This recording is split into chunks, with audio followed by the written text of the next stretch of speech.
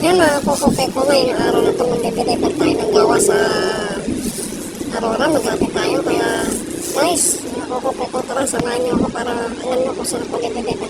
Let's go! Bye-bye!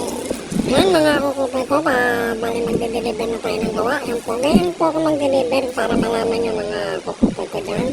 Hinihila ko lang po ang aking natatapos na gawa. Bali yan po, para alam mo, nag-upload tayo, diba?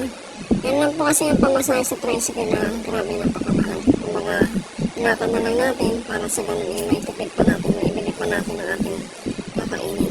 Yan lang po, kung ano yung kita, kung ano kaliit, pagkakasya yun. Inalis-nalis lang yung maluho para mapagkasya ng kita. Malit lang ang ating kita, hindi naman kalaki yan. Kaya, ito, natututo tayo magtipid. Kung ano lang yung dapat na bilhin, yun ang ating kakagastasan para na mapagkasya ng ating kinikita. Bale, nandyan na ako sa Aurora. Mga kukupoy, malapit na akong makarating sa aking pinag-deliver.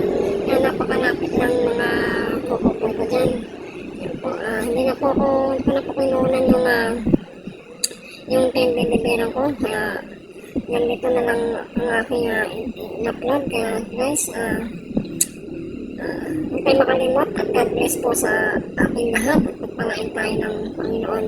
Yun lang mga kukupoy, huwag po tayo magsasawa sa buhay. Tuloy lang.